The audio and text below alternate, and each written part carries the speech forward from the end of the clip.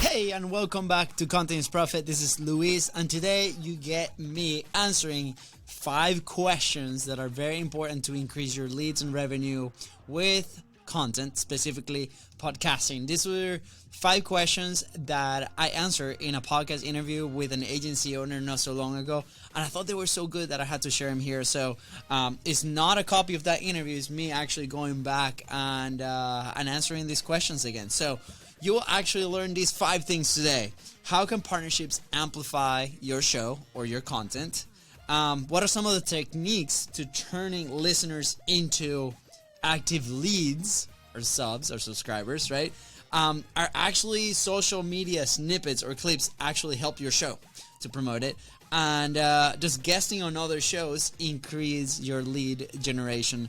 And then I'll leave you with a little bonus that it was something that we talked is the number 2 expense in every single company, and this type of content will help you with that. So with that said, welcome to the show. Here we go. Cue the intro. We've got some Hey, fresh new I'm young Luis. talent And doing some I'm things that I Luis. know you haven't And you're heard listening to the before. Content is Profit podcast.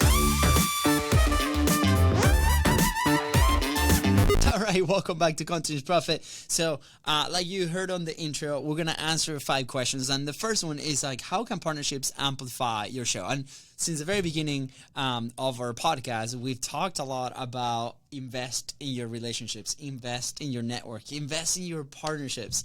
And you know, there's obviously many ways to go about these things, but how can they actually amplify your show? So we talk about ways on how we can find traffic. Let's say your product or your content is actually what you're promoting, right? People a lot of times forget that whenever we produce a piece of content, that content has to be put on a place where other people can see it, right?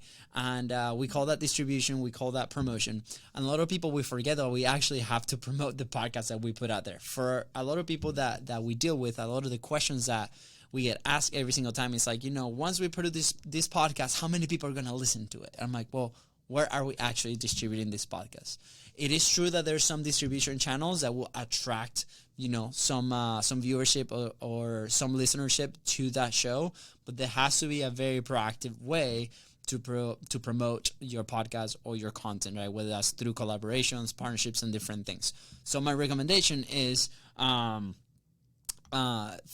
places like newsletters or other content that you can place your episodes that can add value to that. So partnerships that you develop through the show, for example, people that you interviewed, if they have distribution channels, call it newsletter, Facebook ads, very busy Facebook pages, Facebook groups, communities online. Where are these places that you can put in part of your show or an episode that solves a very specific problem for them, and that can help them solve a problem within their community? That will help the people in their audience, and then that they will be able to build trust, and they will transfer to your world or content.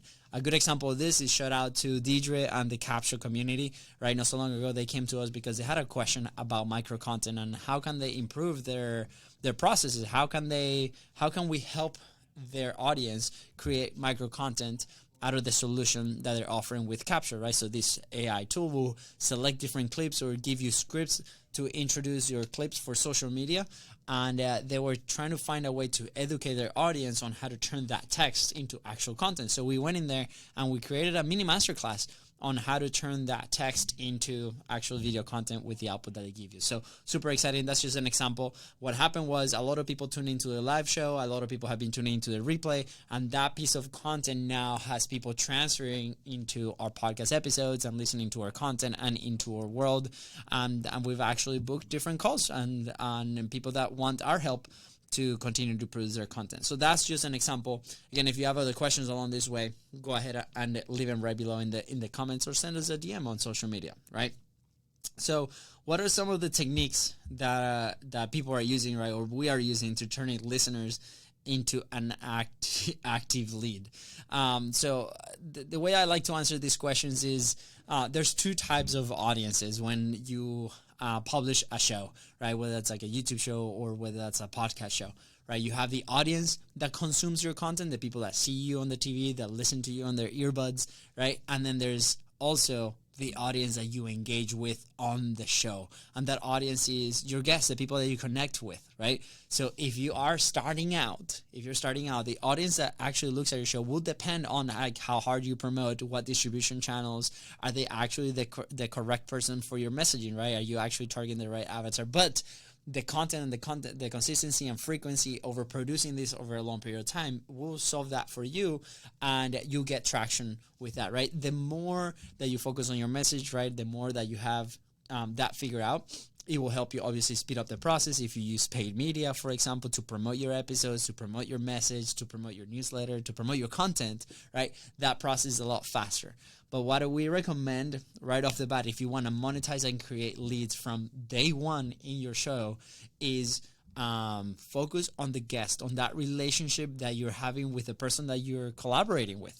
At this point, I don't think I want to call them guests, but collaborators, right? We have a conversation where, it might sound as an interview, but in our heads is really a conversation where we can actually show our expertise and give our opinion as well. That way we put ourselves at the same level that they're in, and we can talk about this, and then they will see that we actually know what we're talking about. So I will focus on that relationship, and then there might be some opportunities to where like that person can collaborate with you, whether they're giving you referrals, they might become a client, right? They might be open to a demo call or for you to show them your process, your product, right? They can also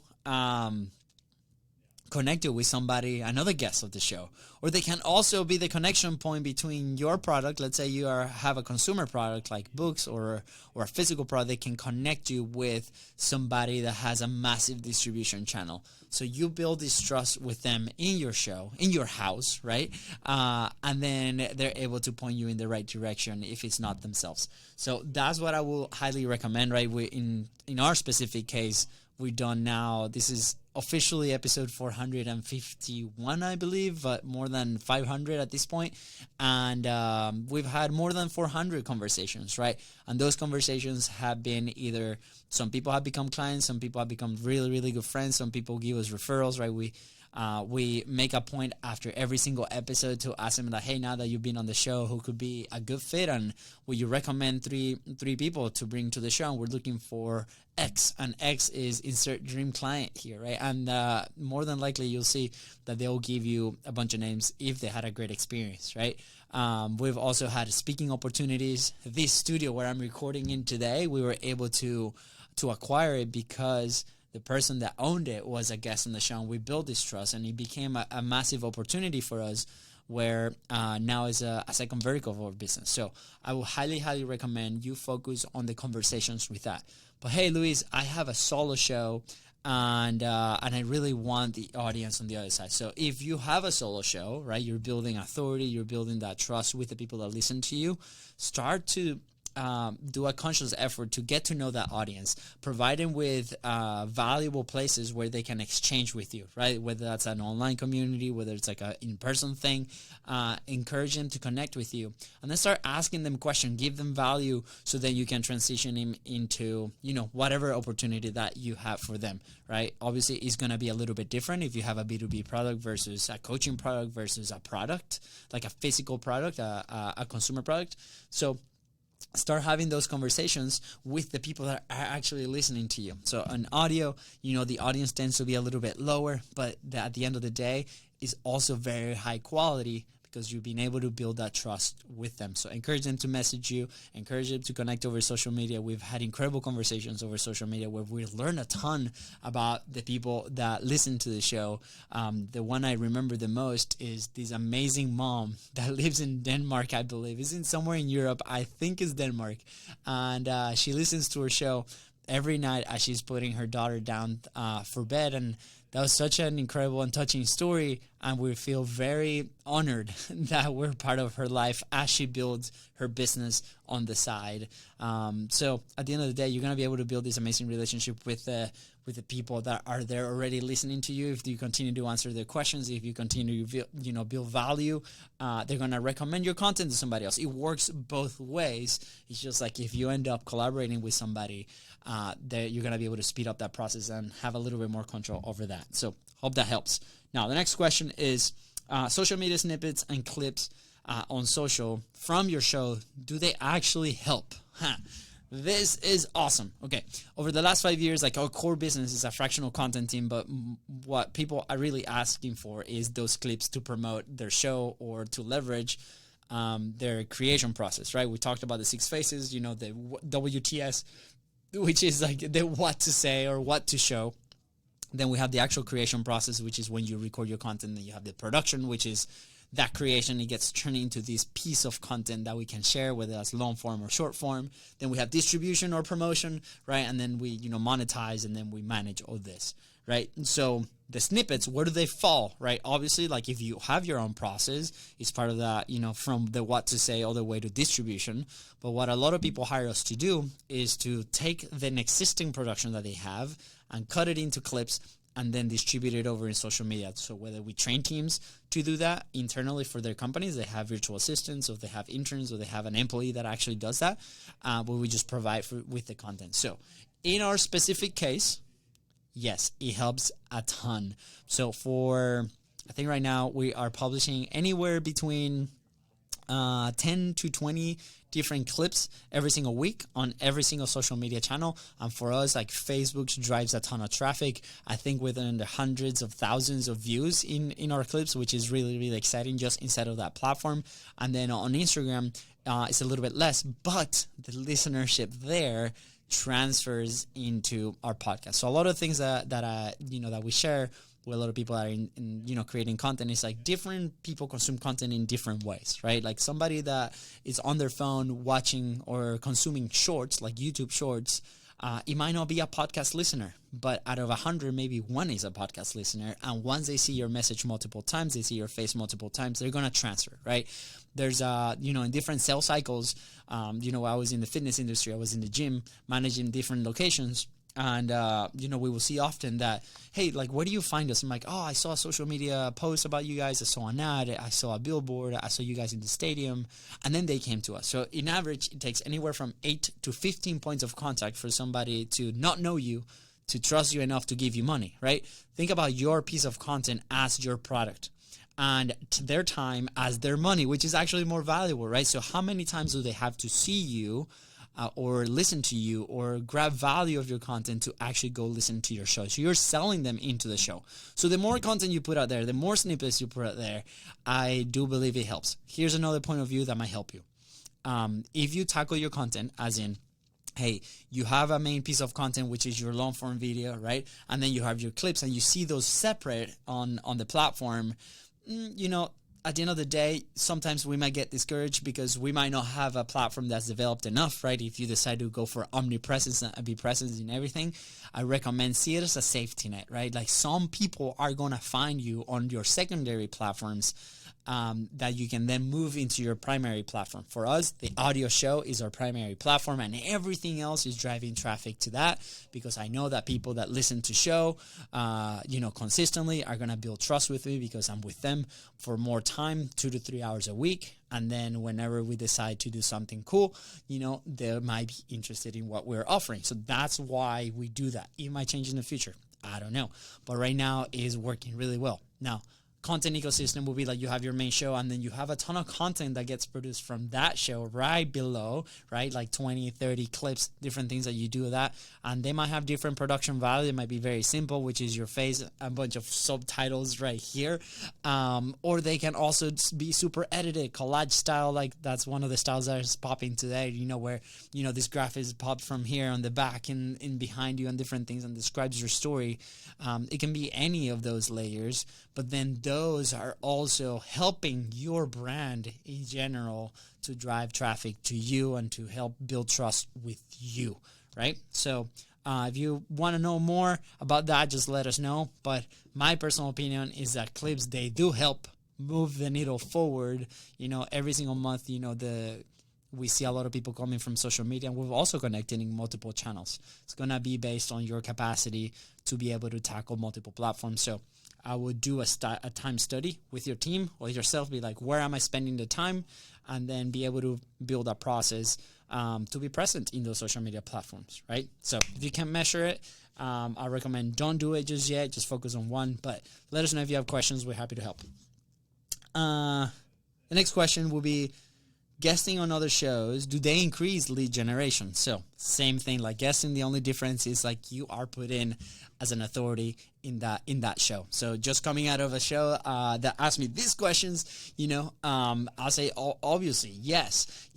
Another podcast or another show or another content that you collaborate they have their own distribution channel. So your message, your personality is going to be presented to that distribution channels, and a percentage of them are going to transfer to yours if you are promoting, right? A lot of people, what they do is they go into a different shows and then they promote a product, and they might not see a correlation of people. Well, if you're selling, hardcore selling 100%, 100, if it works for you, great.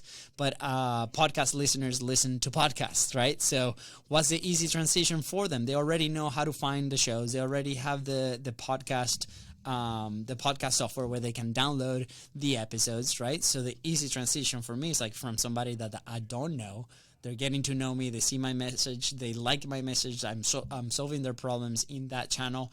The easy transition is not for them to go to a website. If they, we'll still mention it, but if they go, great. But the easy transition for them is to go find my show in their preferred podcast platform because they're already listening to the shows. So 100%. And if your audience is your dream customer, they will turn into leads. So it's a number game, right? So what is your conversion between the people that listen to you and they come at the end of the process? Same thing, like how many shows do I have to go to? And, I'm very open to be in any single show. A lot of people gave us a ton of opportunity when we were first starting out with like zero audience. And that's why our show got off the ground. So I will go literally to any show because I know that person that I'm talking to, because of the concept that we spoke earlier about the relationships, maybe not the audience, even if he doesn't have or she doesn't have any audience, that's he or she is also a member of the audience. They're listening to my message. I'm connecting with them. A good example is like the person that asked me these questions in their show. They're a big agency owner, and we're able to connect after the interview. And now we set up a conversation to collaborate next week. Maybe they become partners, an agency partner for us. Maybe we become an agency partner for them. I don't know, but there is an opportunity. So, yes, it will increase your lead generation at least by 1, right? And then the bonus that I promised at the end of the episode, which is probably one of my favorites. We had not long ago, we had somebody on the show that talked about internal marketing for your company, right? So, if you're listening right now, think about the number of employees that your company might have. If you're an entrepreneur, think about your team, right? If you're a solopreneur, think about your vendors. And you are trying to put a message out there every single day.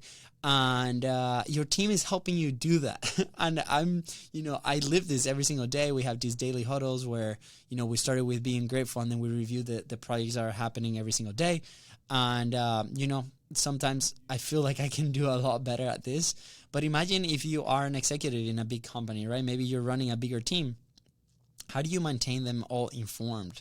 So the bonus point is like your show or your podcast or your content can also serve as that internal marketing tool. We actually have a company that comes here to our physical studio and they record once a month, and it's all about updates, fun stories. They bring people from all the departments. They have about 2,000 employees, and they don't distribute this podcast externally. They distribute this podcast internally to their team. There's different tools that you can do this with, but their message is heard by their team that gets super excited, and then it enhances retention, which is the number one expense I think in the companies when they're turn around employees. So they help them keep the employees that they've trained for thousands of dollars. So they're saving a ton of money there. That helps them keep it engaged, informed about the latest things that they're doing. Maybe they're rolling something out. They want to announce it there.